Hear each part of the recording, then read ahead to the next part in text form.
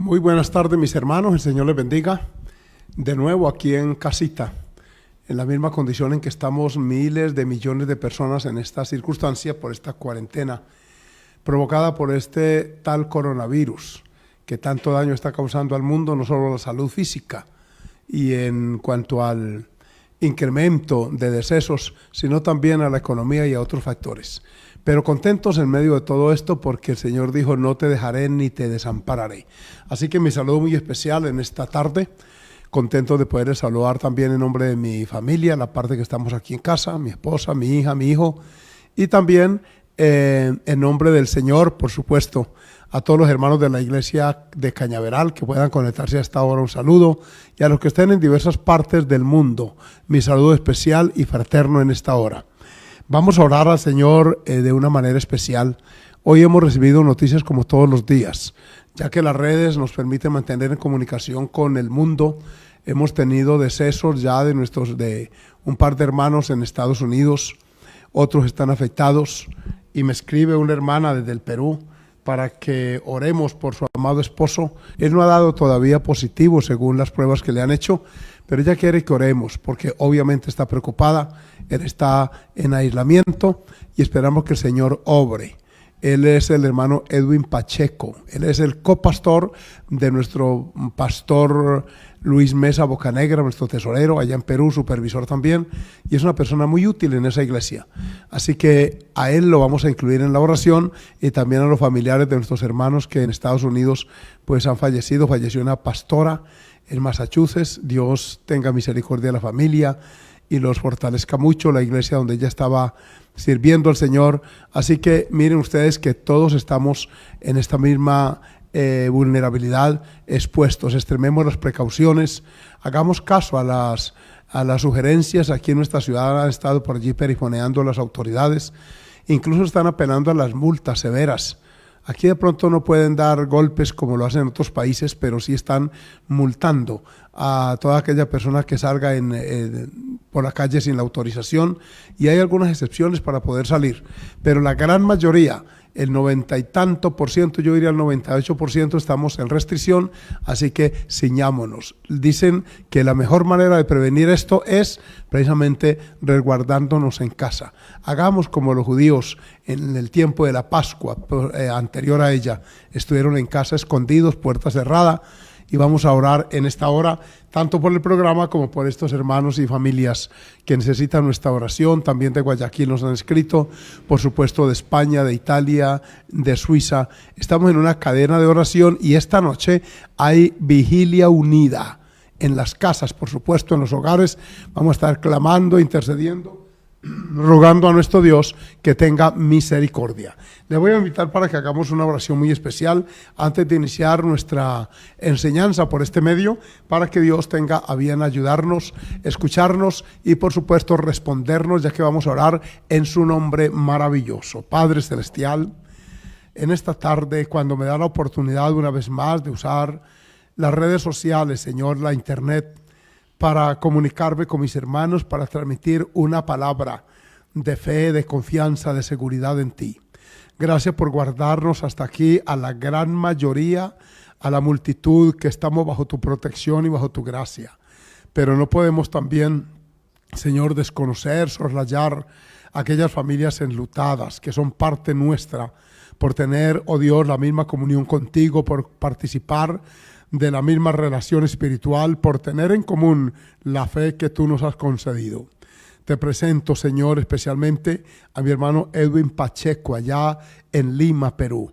Siervo tuyo, es un pastor que sirve y contribuye con su ministerio al desarrollo de la iglesia que atiende a su vez como pastor titular nuestro pastor Luis Mesa Bocanegra. A ellos presento para que los guarde, los bendigas. Mira estas dos pruebas que ya han hecho a él, que también esta tercera que está en curso, Señor, sea negativa y que mi hermano pueda reincorporarse a su cotidianidad hasta donde le sea posible. Guarda a su familia, guarda a sus hijos. Concédele, Señor, volver a ser de provecho y utilidad en el altar de aquella iglesia que tanto lo requería cuando mi hermano Luis viajaba tanto, que de normalizarse esta situación se necesita ese ministerio. Te presento las familias, viudas, viudos, Señor, hijos huérfanos, de aquellas personas que han partido víctimas de este coronavirus. Fortalécelos, Señor. Oh Dios de misericordia, escúchanos porque lo hacemos no basados en nuestras justicias que son inciertas, sino en tu obra maravillosa en la cruz del Calvario. En el nombre de Jesús. Amén. Alabanzas al Señor. Hoy estoy usando un micrófono inalámbrico. El otro, mire que está sencillo, hasta para comprar una batería elemental no fue posible hoy. Está cerrado, hay mucha restricción, pero estamos usando este alámbrico para que avancemos hoy en este estudio de la Biblia. Hoy me llegaron otras noticias, otras las veo por internet, otras me las mandan por el WhatsApp. A mí me gustan las estadísticas y estaba oyendo hoy que en Colombia el embarazo adolescente se ha incrementado. Un 17% de los bebés que nacen aquí en la parte interna del país, dentro de sus fronteras, son hijos de madres prematuras, es decir, niñas no mayores de edad. Y en una isla llamada San Andrés, que es el foco del turismo aquí en Colombia, muchos quieren ir allí. Lamentablemente allí tenemos una iglesia bonita, por fortuna, pero lamentablemente la sociedad de allí han aceptado la perversión, la prostitución como si fuera algo normal, porque dicen que viven de eso. Allí el incremento es mayor, allí el 25% de los bebés que nacen son hijos de adolescentes y de jovencitas menores de edad todavía, lo que indica un alto grado de deterioro moral muy acelerado. Pero como si fuera poco, otra noticia que oí esta mañana es que en Bogotá, solamente en la capital, se han incrementado en un 70% las riñas, la violencia intrafamiliar, producto del confinamiento en los hogares. Eso también, detrás de eso hay otro factor y hay otro fenómeno, y es que muchos hombres, al sentirse entre comillas encerrados, encorralados, al no poder escapar a sus aventuras extramaritales, a su pecado, entonces se resienten, se amargan y generan con su amargura, con su antagonismo, violencia intrafamiliar en sus hogares. Es preocupante. Se ha incrementado en un 70%, apenas llevamos en Colombia 15 días, incluyendo los 3 de prueba que se hizo allí hace poco, hace 15 días precisamente, de manera que eso me habla que en las familias, no en todas, hay fenómenos, hay crisis, hay necesidad de Dios allí. Por eso de nuevo saludo a todas las familias cristianas, a todos aquellos que tememos a Cristo y honramos su nombre en nuestros hogares. Bendito el padre y madre de familia que abre la Escritura, que observa los preceptos de ella y que tiene en cuenta esta parte. Entonces hoy vamos a entrar en un fenómeno que también debe enfrentar la iglesia, especialmente aquí en América. Debo decirles que el concepto de familia varía de acuerdo a la cultura. En la parte oriental hay unos principios que también nosotros participamos de ellos, pero también tiene un concepto de familia. Por ejemplo, en algunas culturas orientales se permite la poligamia, y es que un hombre tenga varias mujeres. Por ejemplo, en el mundo árabe me dicen que eso es posible. También tienen un concepto de familia ya profundo. Por ejemplo, un abuelo sigue mandando, inclusive más que el papá. En la cultura ya entre los hindúes, la persona mayor en una casa tiene la autoridad de todos, así los otros también tengan hogar y tengan familia. De manera que ese concepto se ha venido conservando por milenios en esa cultura. Y entre nosotros se presentan estos fenómenos que he venido mencionando, violencia intrafamiliar, todas esas circunstancias negativas. Hoy quiero que hablemos de padrastros y madrastras. Esto es muy común en nuestra cultura. A la iglesia llegan hermanos con hijos sin esposa o abandonados por ella. Otras llegan en la misma condición, llegan con el estatus de madre soltera, que aquí en Colombia es un lenguaje jurídico para describir a la mamá que no tuvo esposo y que tuvo sus hijos por allí en aventuras extras. De manera que hablemos de eso, qué tiene que decir la Escritura. Y yo voy a ir con ustedes a la Biblia para que leamos el hogar de Jacob. Era un hogar hoy lo llamarían disfuncional. Oigamos por qué. Este hombre tuvo 4 mujeres. Estuvo a Raquel, a Lea y las 2 criadas, de cada una de ellas una, Bilha y Silpa. En las 4 tuvo hijos. Dice, por ejemplo, Génesis 29, 31. Y vio Jehová que Lea era menospreciada y le dio hijos, pero Raquel era estéril. Y concibió Lea y dio a luz un hijo y llamó su nombre Rubén. Este es el primero de los 12 patriarcas, ahí está en pantalla ya, y llamó su nombre Rubén, porque dijo, ha mirado Jehová mi aflicción, ahora por tanto me amará mi marido. Versículo siguiente, concibió otra vez y dio a luz otro hijo, y dijo, por cuanto oyó Jehová que yo era menospreciada, me ha dado también este, y llamó su nombre Simeón. Van dos, de Lea. Tercero, y concibió otra vez y dio a luz un hijo, y dijo, ahora esta vez me unirá mi marido conmigo, porque le he dado a luz 3 hijos. Por tanto llamó su nombre Leví. Y no para allí, la tenencia de hijos de Lea, concibió otra vez, esta vez la cuarta vez, y dio a luz un hijo, y dijo, esta vez alabaré a Jehová, por esto llamó su nombre Judá, y dejó de dar a luz. O sea que aquí tenemos ya 4 hijos de esta mujer llamada Lea. Pero la escritura dice en el capítulo 30, versículo 1, lo siguiente. Continuamos con la lectura, por favor, hijo. Y miren ustedes que aquí sigue Jacob teniendo hijos con las otras mujeres. Viendo Raquel que no daba hijos a Jacob, tuvo envidia de su hermana. Las mujeres anhelaban ser mamás por lo que eso significaba. Tuvo envidia de su hermana y decía a Jacob, no dijo, le decía. Sí, tuvo envidia de su hermana y decía a Jacob, quiere decir que le dijo varias veces, dame hijos o si no me muero. Este lenguaje denota que se lo dijo con amargura, con incomodidad. Raquel quería ser mamá y entonces oigan la respuesta de Jacob. Dice, Jacob se enojó contra Raquel por el tonito en que le habló. Sepan, hermanos, esposos y padres y madres, que el tono en que nos dirijamos también tiene que ver. No es solamente la pronunciación del término, sino el tono en que lo digamos. Aquí dice que este hombre se molestó con ella y le dijo, ¿soy yo acaso Dios que te impidió el fruto de tu vientre? Le pregunta. Jacob está reconociendo que la esterilidad no era su culpa, tampoco la de Raquel, por supuesto, que es Dios el que puede resolver esa situación. Entonces ella dijo, he aquí mi sierva Bila, y empieza aquí otra etapa de hijos en esa casa. He aquí mi sierva Bila, allégate a ella y dará a luz sobre mis rodillas, y yo también tendré hijos de ella. Este es el plan B que utiliza aquí Raquel para tener hijos, porque los hijos de la criada pasaban a ser de ella también en el sentido cultural, sepan. Porque aquí no es así, en esta cultura es de otra manera. Sigamos con el versículo 4, bendito el nombre del Señor. Y dice aquí, y así le dio a Bila su sierva por mujer, y Jacob se llegó a ella.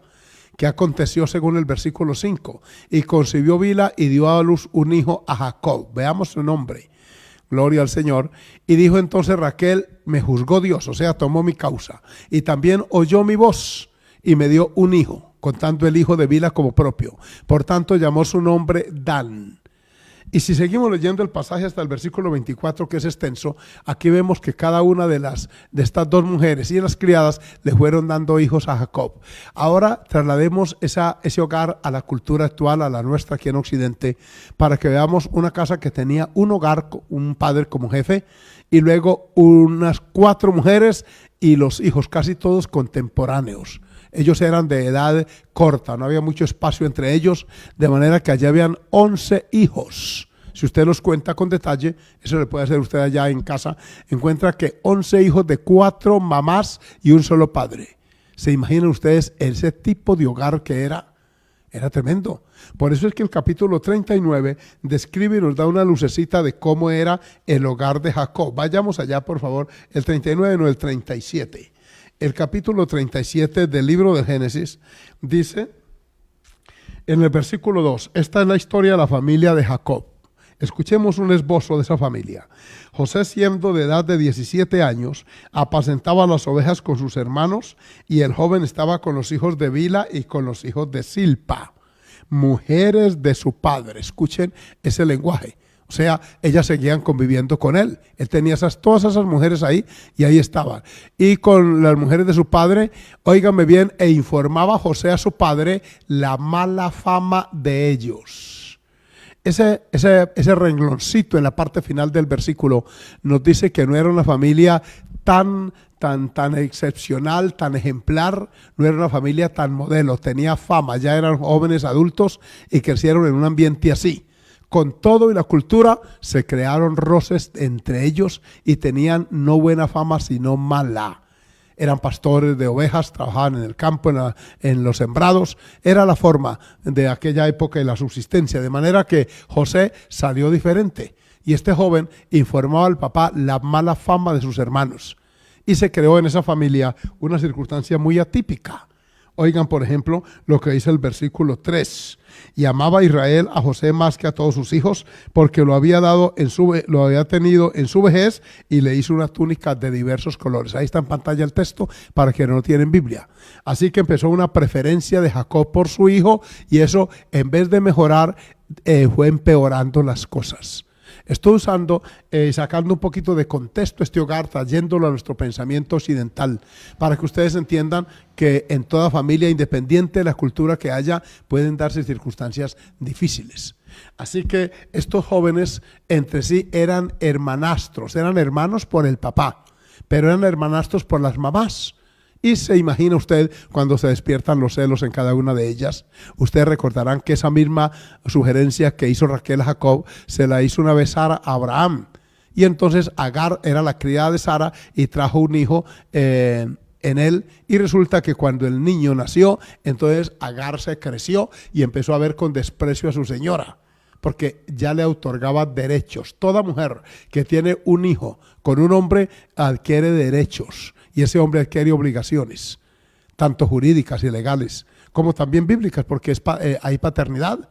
Es una cosa preocupante. Decía la alcaldesa de Bogotá, la doctora Claudia López, decía que esa cantidad de niños, ese 17% que nacen en Bogotá, no nacen con papá conocido.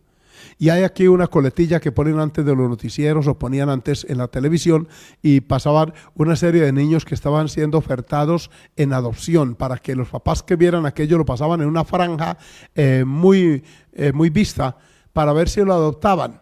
Y pasaban niños de varias edades, algunos ya niños casi adolescentes, y decía mamá fulana de tal nombre, padre no registra. Qué triste eso. Que los hijos se crezcan sin saber quién es el papá, que cualquiera, perdónenme la expresión, en Colombia es muy típica, se juegue la mano en ellos. Por eso es que estoy hablando de familia, no solo por la relación papá y mamá como tal, sino por el bienestar que nuestros hijos merecen. Ellos merecen ser criados bajo la bendición del Señor y bajo el temor de Jehová y también bajo la protección paterna y materna.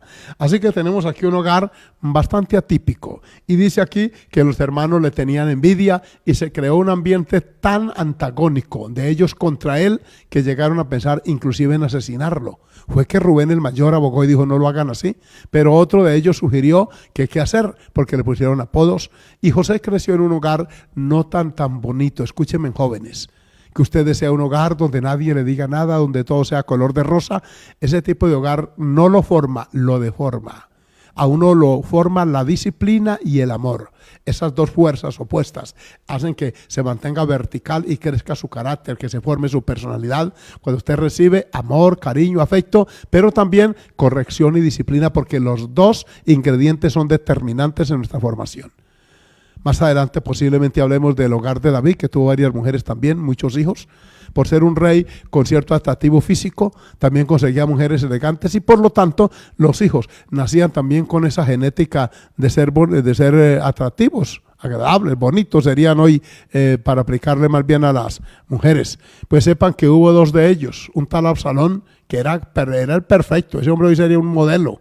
Y también otro llamado Adonías, su historia está aquí en las palabras del Señor. Y dice la Escritura que los dos le dieron mucho que hacer a David. Hablaremos de eso en su momento, porque estoy hablando de personas que pueden llegar a la iglesia en esa condición, y de hecho los tenemos. ¿Qué hacer con este tipo de personas que vienen a Cristo, entre comillas, tarde? Nunca es tarde para venir a Cristo, pero sepan que la conversión no anula algunos compromisos anteriores.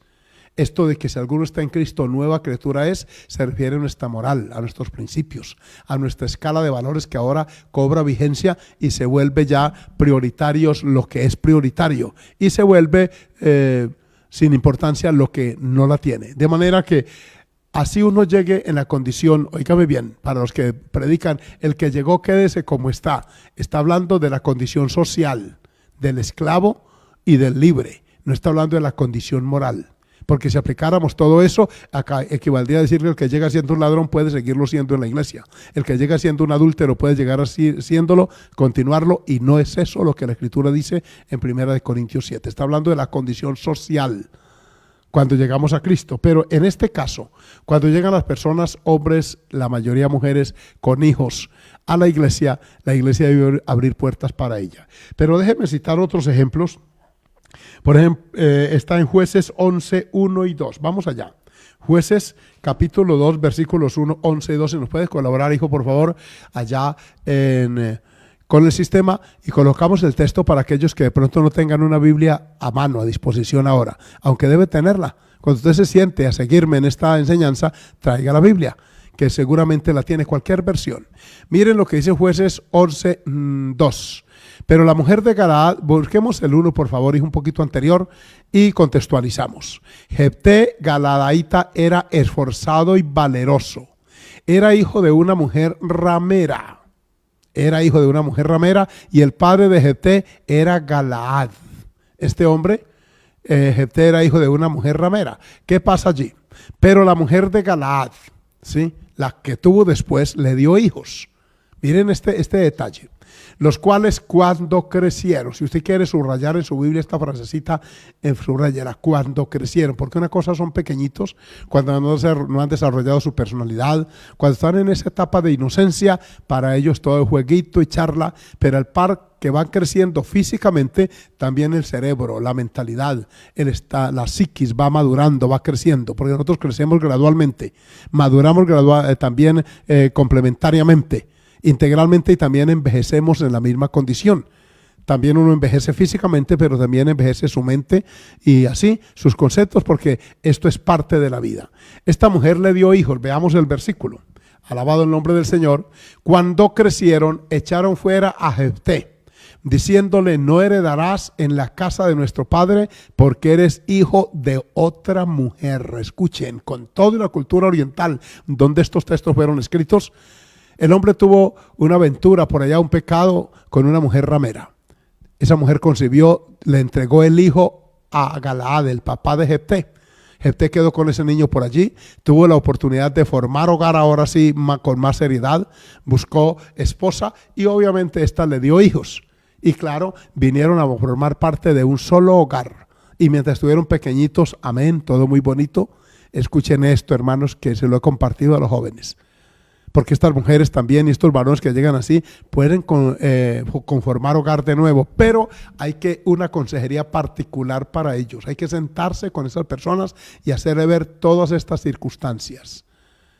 Cuando crezcan estos hijos, no, que yo lo quiero mucho, que él es muy obediente, esperemos, lo es hasta ahí porque es un niño todavía.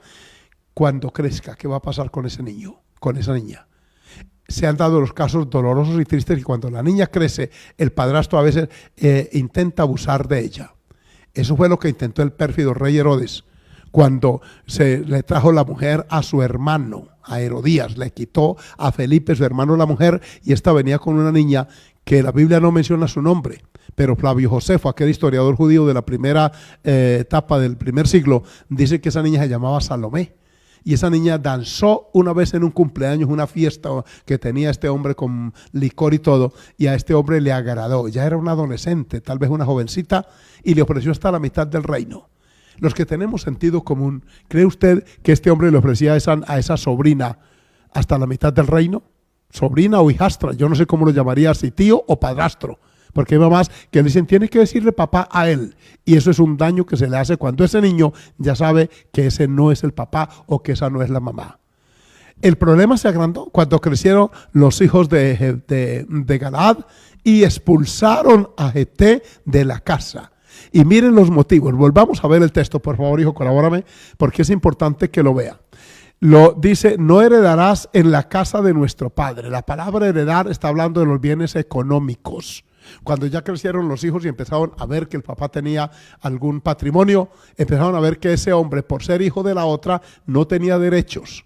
Hoy cualquier juez avalaría que sí los tiene. Pero miren, la causa no era por violencia intrafamiliar como lo hubo en el caso de Jacob, era por una economía, por un hogar, por una hacienda, por una propiedad, lo que haya sido, porque eres hijo de otra mujer. Empezaron a enrostrarle su origen a este joven, a Gedeón. Él pudo haberse amargado por eso. Sepan que los grupos delincuenciales se nutren de muchos hijos ilegítimos. Niños que crecen en hogares disfuncionales, en medio de la violencia intrafamiliar, oyendo vulgaridades e indecencias, escuchando riñas, oyendo la mamá que pelea con el papá o con el padrastro, con la madrastra allí, porque cada uno tiene sus aventuras por fuera, y en la suciedad, la maldad alcanza hasta allá, y esos niños y niñas cuando crecen optan por la delincuencia porque son resentidos sociales. Ellos creen que la sociedad, empezando por la familiar, los trató mal, que no hubo para ellos cariño, afecto. Se han dado casos tan terribles de hombres que han llegado a matar a criaturas en un arranque de ira, los maltratan. Todo eso es lo que estoy procurando, con la ayuda del Señor, evitar en ustedes. Pero no solo evitar, sino aquellas vidas que tienen esos hogares hechos pedazos, pueden volver al Dios del cielo. Hemos tenido experiencias muy hermosas y muy bonitas de cómo se ha rehecho, se ha vuelto a reconstruir aquello que el enemigo había quitado en ellos. Así que tenemos aquí el hogar de Jefté, lo echaron, la historia esa, usted puede leerla, lo despidieron y este hombre llegó a ser una bendición. Jefté es uno de los jueces de Israel. Este hombre fue una bendición en las manos del Señor, también tuvo hogar con posteridad, allá habla de la historia de él, de manera que estoy hablando de esas familias no tan perfectas, entre comillas, que supieron sortear dificultades, pero que pasaron por amarguras y situaciones bien difíciles. Voy ahora con la familia de David. Si ustedes fueran conmigo a la Escritura, encontrarían, tomen nota de estas citas que les voy a dar, para que vean que David también tuvo varias mujeres. Y no crea que eso justifica que usted lo sea. Sepan que todo el que tiene varias mujeres se expone a las contiendas. Imagínense Jacob con quejas de unos y otros, la mala fama de sus hijos. Imaginémonos a Galaad cuando ve que sus hijos crecen y que expulsan al hijo que había traído antes del otro hogar. No crea que esto es tan fácil. Esto es duro. Esto, Pablo dijo, yo os lo quisiera evitar. ¿Cómo lo evitamos? Viviendo la vida normal, teniendo los hijos dentro del seno del hogar normal con papá y mamá, y de esta manera no tendremos esas contiendas que la Biblia menciona. En 1 Samuel 18, 20 al 29 habla de Mical. Esta es la primera mujer que menciona la Biblia que tuvo David, que era una joven también atractiva. 1 Samuel 25, 1 y siguientes, 1 Samuel 25, 1 y siguiente, en el capítulo 25 está Abigail, la que fue mujer de aquel hombre, el de Carmel, de Nabal, que era una mujer atractiva, pero con un hombre bastante tosco y ordinario, que murió de un infarto. Y cuando quedó viuda, David mandó a buscarla para casarse con ella. Pudo haberlo hecho antes, el día que fue esta mujer a llevarle el presente, pero en la argumentación, en la exposición que esta mujer trajo, dejó a David estupefacto. Él analizó la conversación de ella y descubrió que era una mujer inteligente. Tenía Abigail unas virtudes que no son muy comunes de encontrar en las mujeres, pero esta mujer era inteligente, era sabia, era una mujer generosa, trabajadora, etcétera, y por eso evitó que su hacienda y la de su marido fueran arrasadas por David y por esos 600 hombres que andaban con él, porque David le mandó pedir un auxilio económico, unas ovejas, unos granos, para sustentar a sus hombres en el desierto, y este hombre se los negó, y el hambre despertó instintos animalescos, dicen algunos, en la gente de David, y les dijo, síganse la espada cada uno y vamos, y lo dijo delante del criado que había ido a traer la razón.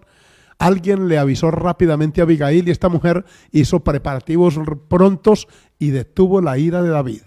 Así que cuando David escuchó que había muerto Nabal, mandó a tomar a esta mujer y por supuesto esto quiere decir que fue impactado por ese encuentro primero, con esa sabiduría y con ese respeto que esta mujer le habló. Entonces tenemos a Abigail según 1 Samuel 25. Más adelante tenemos otra, se llamó Betsabé. Esta era la mujer de Urías Eteo. Qué triste que estas manchas en la vida de David nos muestran que él tuvo mujeres aquí y allá, hijos con todas ellas, y luego que llega al reinado de plenitud, pues trae todos sus muchachos a palacio. Entre ellos había una jovencita, esa niña, creo que está en el libro de Samuel el nombre de ella, y fue abusada por un hijo de él llamado Amnón. Fue una cosa terrible. En ese hogar hubo tragedia, hubo sangre, hubo odio, hubo resentimiento, hubo incesto.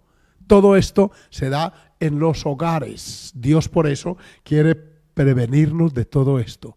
Saben que en la parte moral, y estoy hablando de padrastros y madrastras, Dios quiere proteger mucho. Por eso el libro de Levítico, no sé si de pronto usted tenga tiempo esta tarde o estos días, léase para que vea las prohibiciones que habían en el campo moral para no manchar y no cometer lo que hoy se llama jurídicamente incesto, que es la relación sexual con algún miembro de la familia. Eso está condenado en la palabra de Dios, y ahí menciona por lo menos unos 12 o 13 casos donde aparece el vínculo familiar que no se permite que haya un matrimonio entre ellos, y mucho menos una violación. Así que tenemos todos estos hogares. Se los voy a dejar de tarea. Averigüen ustedes este último, el debe saber, está en 2 de Samuel capítulo 11, y por ahí está la historia de estos hogares que tuvieron estas dificultades, de vivir hijos con hijas y mezclas allí dentro del hogar, y todos ellos tuvieron bastantes circunstancias difíciles. Los que me están oyendo que tienen esta situación, usted debe orar mucho al Señor, fomentar mucho la armonía familiar. Si usted, hermana, ya tiene hijos en el mundo, se equivocó porque anduvo sin Cristo, cayó en pecado, tuvo hijos, luego le toca bregar con ellos. Usted es una de las tantas miles que me están oyendo y que verán tal vez este video, y de los que abundan en Colombia y en los países del mundo, diría yo, que se llaman madres solteras. Le toca a usted bregar con los hijos, con la economía, con el estudio, con la carga psicológica que demanda criar a unos hijos. Tiene que administrar también disciplina. Usted llama y no responden, tiene demandas por inasistencia alimentaria. Ese hombre está ahorita sin trabajo por cuestión de esta inactividad laboral que hay. Todo esto la sobrecarga. Si usted tuviera esposo y esos hijos estuvieran al lado, por lo menos entre los dos la sobrellevaban. Tan bonito, estos días hemos dialogado mucho aquí con Idalí, con mis hijos. Oiga, y bonito porque llevamos la carga, la compartimos, incluso hasta en oficios domésticos. Les comento que a mí me gusta planchar ropa y he estado planchando ropa ayudando en algo. Me han dicho hogares, oiga, aquí que no se hacía antes oficio, se está haciendo. Mis hijos están aprendiendo a cocinar. Mi hija oiga, hasta el esposo se arremangó y se metió a cocina a trabajar. Eso fomenta la armonía. Sí podemos ayudar en algo, a limpiar el piso, a hacer el aseo. Por ahí uno preguntaba desde el baño, mamá, ¿cómo se lava un baño? Y ella era un muchacho de 20 años. Y todo esto, ¿por qué? Porque cuando hay mamá y hay papá es mejor. Por eso usted que tiene papá y mamá, ore por ellos, manténgase obediente y sepa que usted tiene un tesoro, porque no todos los jóvenes, los niños, tienen la bendición que muchos tenemos y tuvimos. Gracias al Señor. El tiempo avanza, pero yo quiero continuar. Les dejo de tarea, averigüen entonces los hijos. Pues les voy a dejar tareita bíblica. Averigüen cuántos hijos tuvo David, cuántas mujeres. Usted lo va escribiendo en una libretita de apuntes y va aprendiendo mucho en esta cuarentena, en este tiempo de inactividad física. Haga algo en casa, pero también enriquezca su vida espiritual con la palabra del Señor. ¿Cómo puede ayudar la iglesia a personas que han llegado en esta situación? ¿Qué hacer con ellos? Porque están y vendrán. Dada la descomposición social que padece nuestro mundo, están llegando a la iglesia personas en esa condición. Lo primero que hay que hacer es orar por ellos. Es lo primero. Dios no hace acepción de personas, los recibe. Otra es entender la condición de ellos. Esos hijos que llegan deben ser aceptados en la escuela dominical, deben ser amigos de nuestros hijitos también y brindarles un afecto. Escuchen esto. Tengo la bendición de tener hijos en esa condición allá en la iglesia, hijos de otras personas que llegan, y cómo aman esos niños ya en la escuela dominical, cómo se asocian con los demás niños y ante todo, cómo respetan la maestra dominical, cómo ellas los quieren, le brinden afecto a esos niños. Entonces empieza a facilitárseles un ambiente de no agresión, de no violencia, de no maltrato, y eso puede hacerlo la iglesia con el amor cristiano. Por supuesto a esos niños, pero también a esa persona, brindarle el afecto, aceptar que si Cristo le perdonó sus pecados pasados, por supuesto puede ser parte también de la iglesia. Ahora, Si está joven esa persona, porque Pablo reglamenta eso. En primera de Timoteo capítulo 5 dice, incluso da datos cronológicos. Dice que las mujeres menores de 60 años que quedaron viudas deben casarse, volver a reconstruir hogar. Es lo correcto. Pero que si es mayor, podía estar en la lista de beneficio social de la iglesia, pero tenía que tenerse en cuenta su pasado, cómo había sido su vida moral, ética, cuántos maridos había tenido. Porque si había tenido una vida desordenada y tenía hijos o nietos, ellos debían ver por ella. Miren, eso está en 1 de Timoteo. Y dice que algunas mujeres en esa condición se apartaron, se fueron en pos de Satanás, dice Pablo, y dice que abandonaron su primera fe.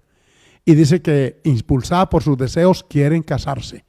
Miren que no era negativo que quisieran casarse, sino que eran sus deseos físicos. Estas mujeres tenían una motivación muy fisiológica para buscar marido y no debe ser esa la causa principal.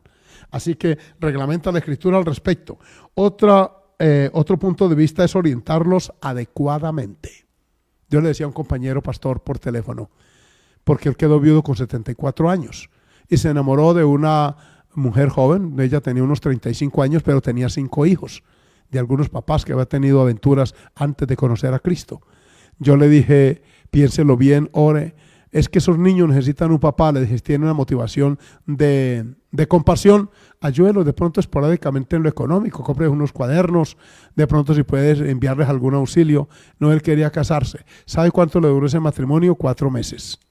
Porque una cosa es ver una persona de lejos y otra es convivir con ella y con la prole que tiene.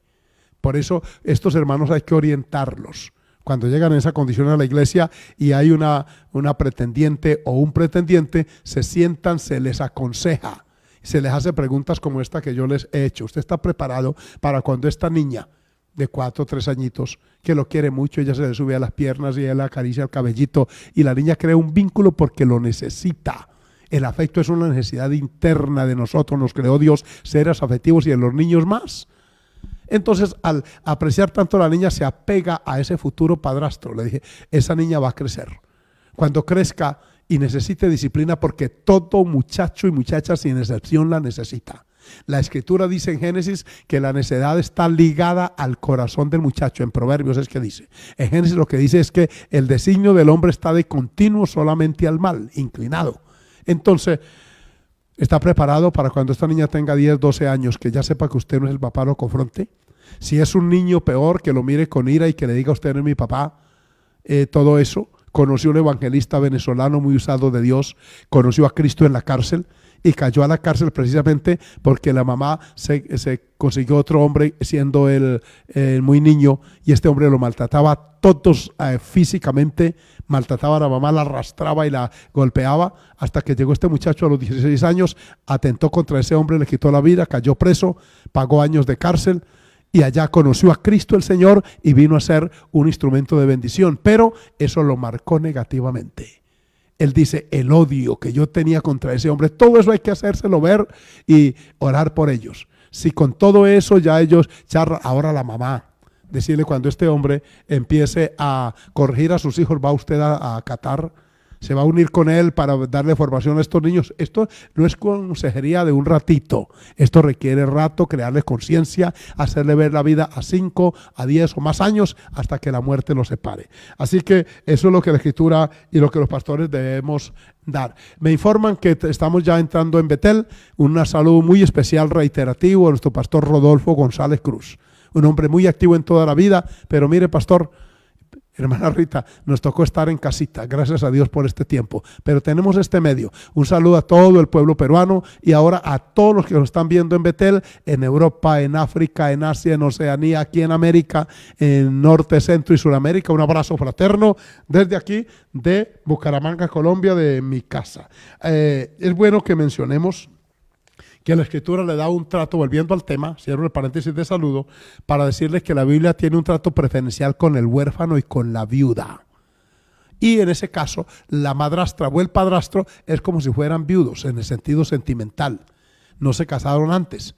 Pero si alguno, por ejemplo, se casó antes y se le rompió el matrimonio y llega así a la iglesia, pues ahí lo vimos ayer. Quédese sin casar o reconcíliese con ella. Es muy difícil, no es tarea fácil para nada. Y aquí no podemos apelar al sentimentalismo porque Dios le dará la fortaleza. Mi madre, por ejemplo, quedó viuda de 42 años. Nunca se volvió a casar porque yo recuerdo que una vez una señora vecina le mencionó un hermano de la iglesia que también era un hombre maduro ya. Y ella, mi madre, lavaba la ropa y planchaba su ropita y él traía pequeños obsequios a la casa. Y entonces aquella vecina inconversa había visto que posiblemente ese hombre tenía algún interés en mi madre. Pero yo escuché, sin que ella se diera cuenta, que una vez le dijo: yo no voy a pensar en otro marido mientras mi muchacho, refiriéndose a mí, traiga aquí algún arroz, algunos frijoles.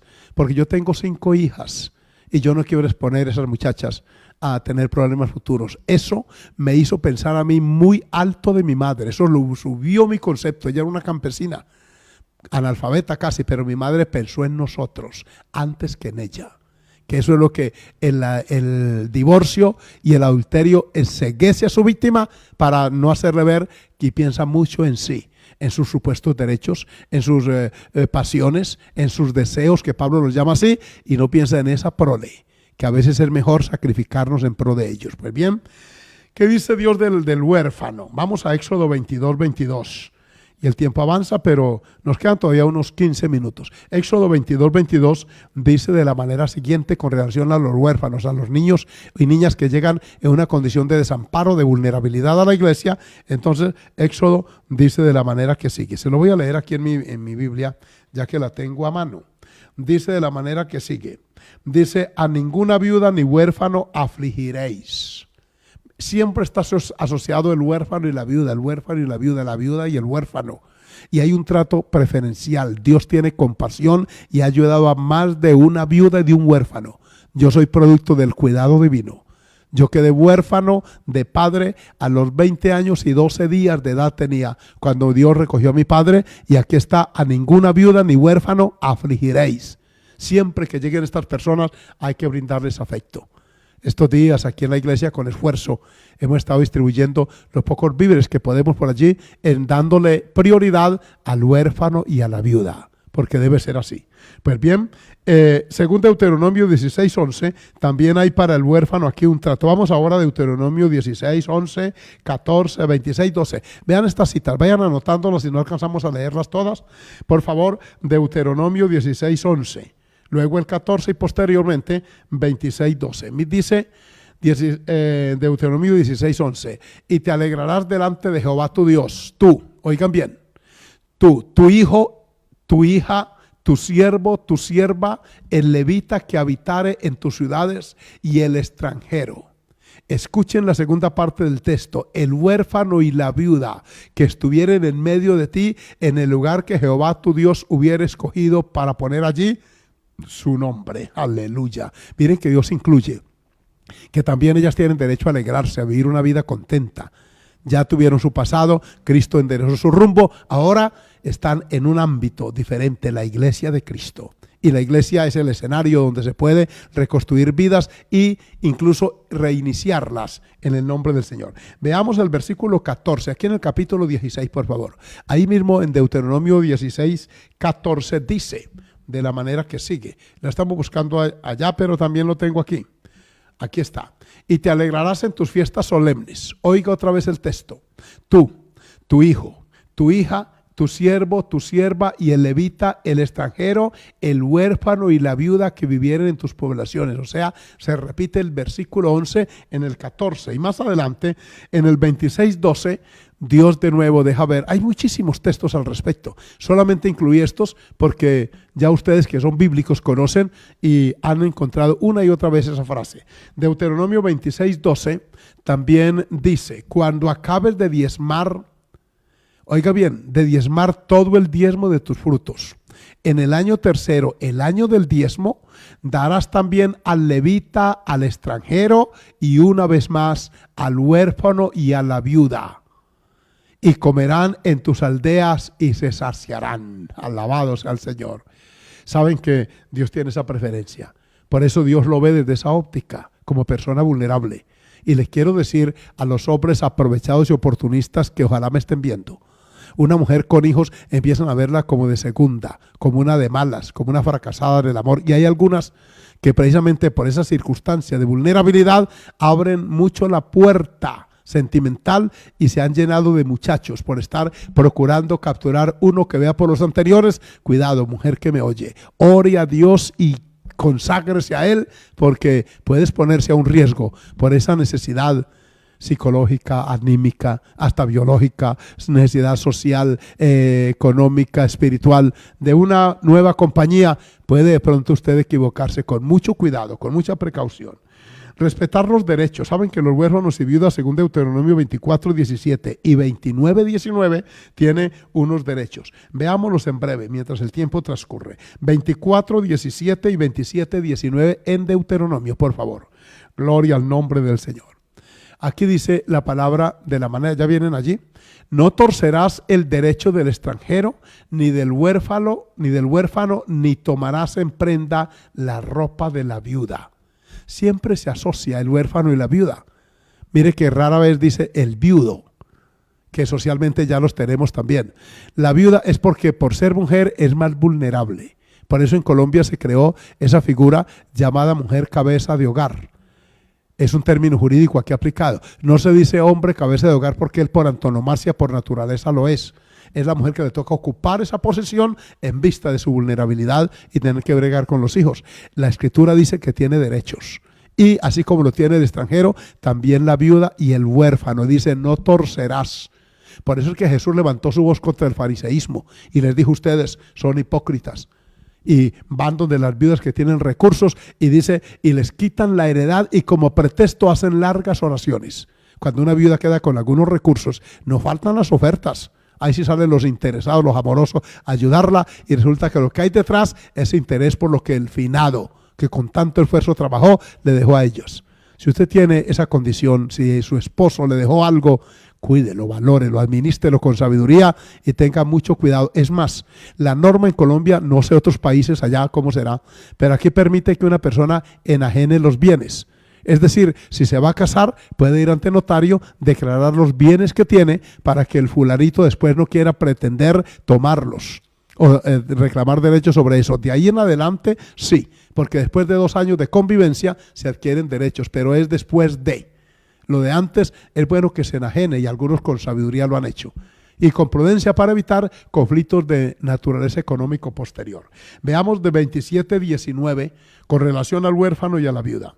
Dice en Deuteronomio 27:19, alabado sea el Señor, de la manera que sigue. Ahí viene el texto, maldito, oigan bien, esta maldición tan terrible, pronunciada por Dios, maldito es el que pervirtiere el derecho del extranjero. Esas injusticias que se cometen y todo eso están bajo maldición, del huérfano y de la viuda. Y oigan, eso era una proclamación que Moisés hacía de parte de Dios en público y el pueblo respondía como nosotros hoy. Y dirá todo el pueblo, amén. Así era que se respondía, es decir, aprobaban que esa maldición cayera sobre el que torciere, pervirtiere el derecho. Ay, que Dios nos guarde. ¿Cuántos huérfanos han tenido la bendición de ser criados por padrastros temerosos de Dios? Porque también los han habido. Tal vez me están viendo por allá en Arauca algunos. Yo tuve una tía que quedó viuda con 30 añitos y con 9 hijos. Pero ¿saben? Dio con un esposo que fue un hombre que temió a Dios y supo hacer las cosas. Él económicamente ayudó a mi tía y hoy todos esos muchachos viven con gratitud porque ese segundo esposo de ella le dejó algunos bienes y ha sido de bendición. Y fue un hombre correcto. Yo lo conocí, lo bauticé. Yo recuerdo que este hombre me dijo, yo quiero ayudar a esta mujer, pero que también nos ayudemos mutuamente. Hubo diálogo, hubo comunicación, hubo acuerdos y hoy hay gratitud de parte y parte. Gloria al Señor, porque los hijos del anterior hogar de ambos aprecian a esta anciana mujer que es mi tía. Aquí en Isaías 1:17 dice algo referente al huérfano. También está, y es que hay que hacerle justicia.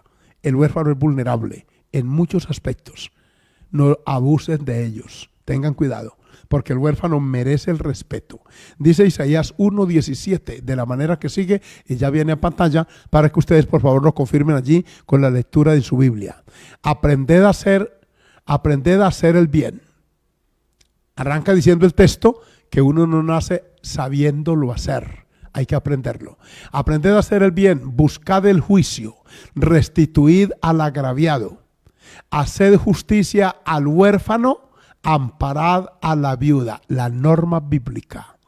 Con estos textos, en este orden de ideas, usted encuentra que la viuda y el huérfano, esas personas que llegan hacia la iglesia, algunos con padrastro y con madrastra, hay que saberlos ayudar.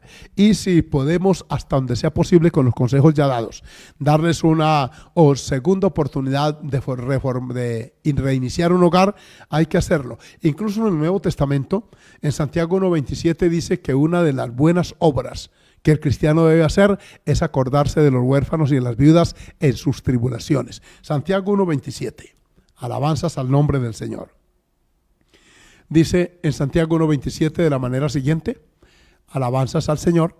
Y está en el Nuevo Testamento, por supuesto, y allí está. La religión pura y sin mácula o sin mancha, dice una versión antigua, delante de Dios el Padre es esta. Escuchen. Los religiosos que están esperando la Semana Santa para poner la manito aquí y nada más. No, la verdadera religión es esta: visitar a los huérfanos y a las viudas en esta condición, en sus tribulaciones. Esa es una parte, la verdadera religión es esa. Y la segunda sí que es importante porque tiene que ver conmigo: y guardarse sin mancha del mundo. Si usted es una persona que tiene una religión pero no se guarda sin mancha, es un borracho, un pecador, una persona pervertida sexualmente, ¿de qué le sirve la religión? Si no visita a la viuda y tiene en cuenta el huérfano, entonces ahí está esa pauta en el Nuevo Testamento. Bendito sea el nombre del Señor. Aquí tengo más sobre la viuda.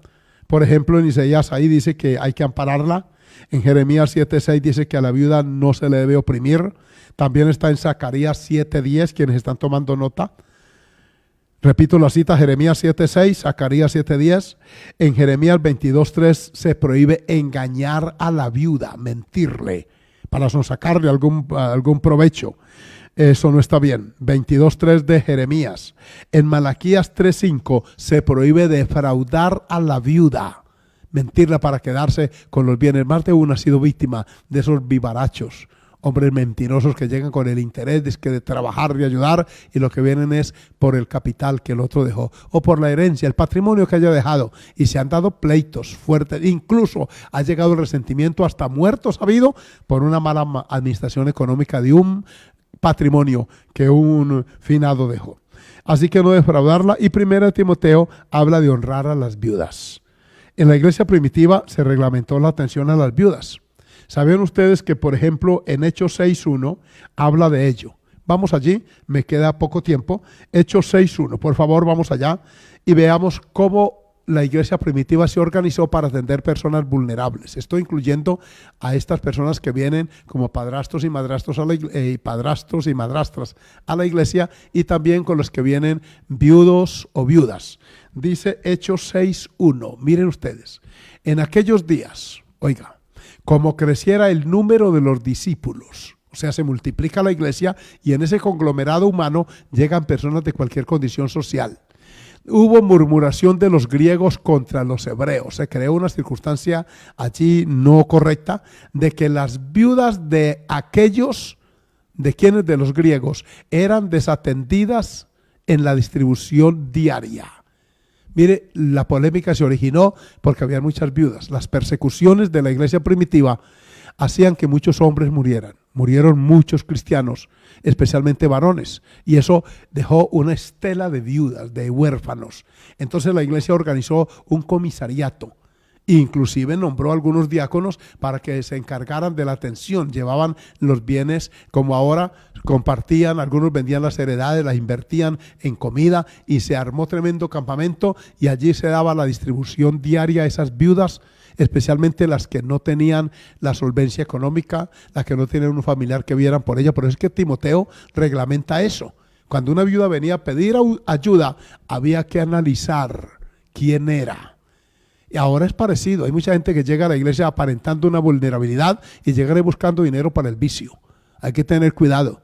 Yo he hablado con algunos, especialmente de fundaciones, muchachos que estuvieron en droga o están, y saben que el cristiano tiene cierta sensibilidad social, y entonces van allí para verse. Incluso yo he orientado los ujieres.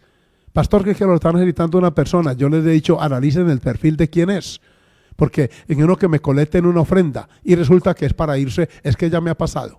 yo he sido víctima de estos hombres tramposos, mentirosos, como pastor en el sentido económico. Uno cree que de verdad tiene una necesidad y lo que tienen es para el vicio, eso es lo que buscan. A esas personas no les colaboramos, oramos si quieren arrepentirse, le declaramos en bendición y les enseñamos a superar esa vida miserable en que el diablo y la droga los ha metido.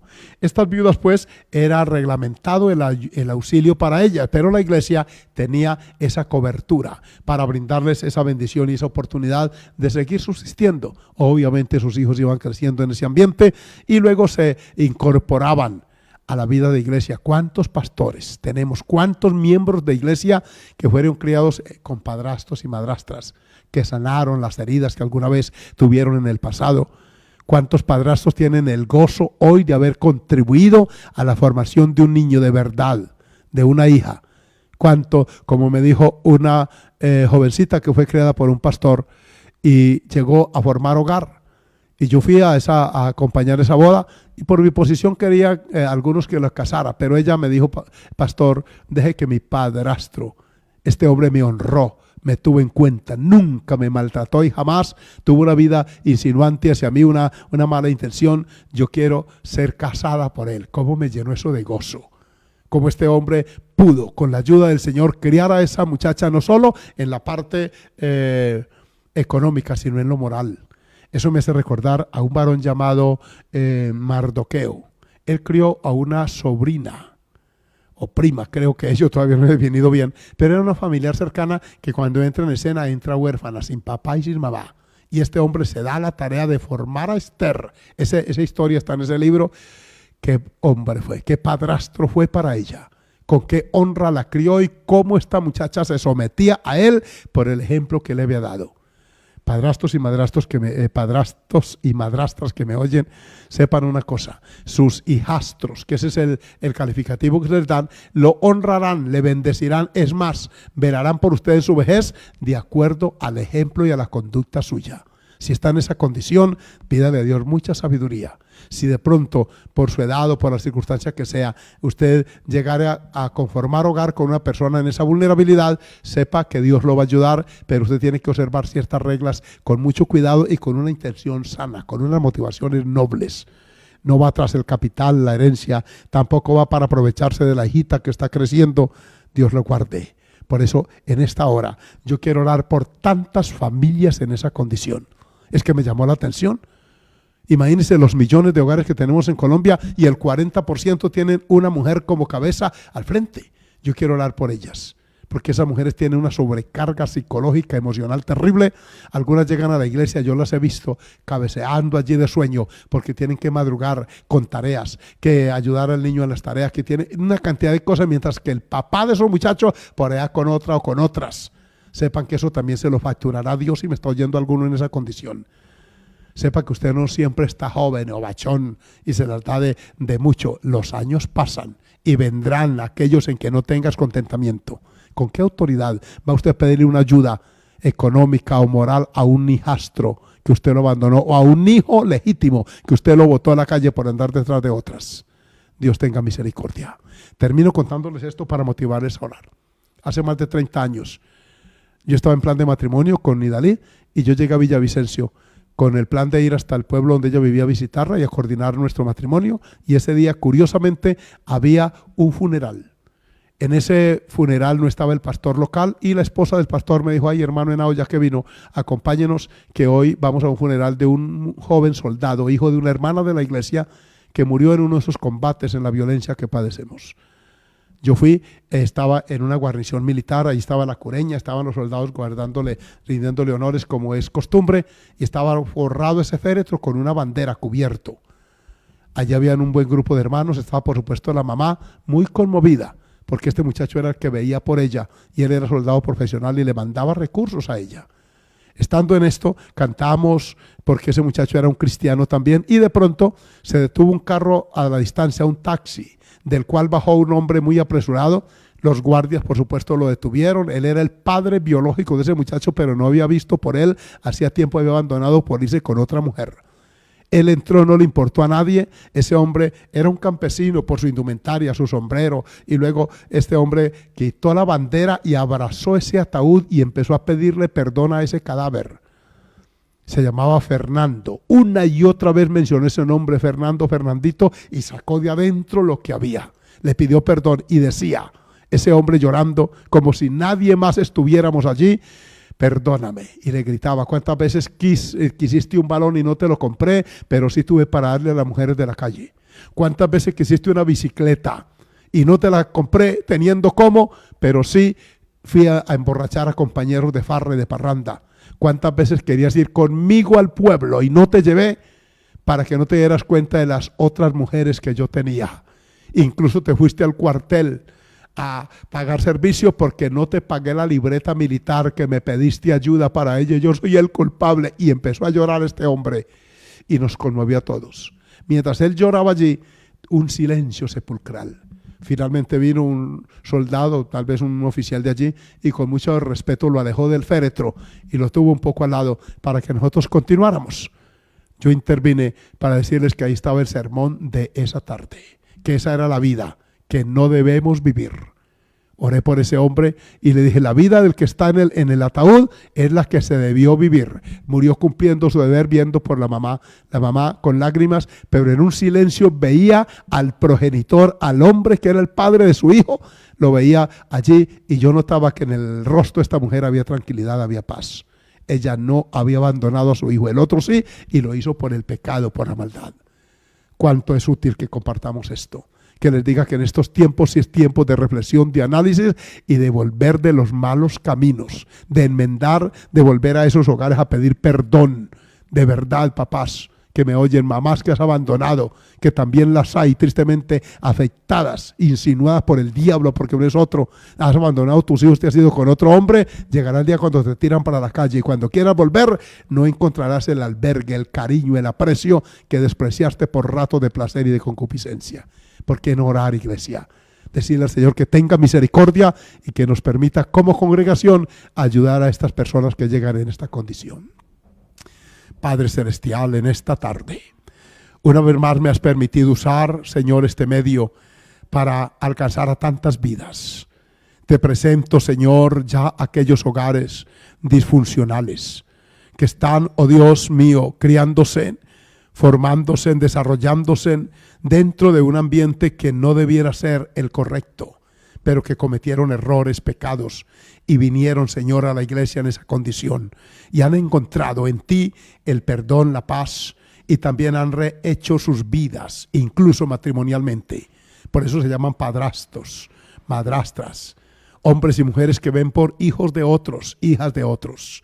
Señor, ayúdalos, que ellos puedan, Señor, ser el padre adoptivo que biológicamente no tuvieron estos muchachos, que haya respeto, que haya dignidad, que en el seno de esos hogares no haya morbosidad ni lujuria, que no hayan intenciones pecaminosas contra esas niñas que quedaron en vulnerabilidad. Cuántas huérfanas han sido víctimas de personas pervertidas, de padrastros sucios que le han arruinado su mente, su pensamiento, su futuro a estas niñas.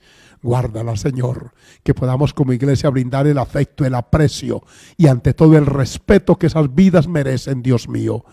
Señor, guarda la juventud que me ha oído, que no pasen por esto, que ninguno de ellos llegue a ser padrastro ni madrastra, que sean padres y madres legítimos y que tengan hogares bendecidos, constituidos por esposo, esposa e hijos. Bendícenos, Señor, y ayúdanos en estos días. Mira cuánta violencia intrafamiliar se ha desarrollado, se ha multiplicado en estos días.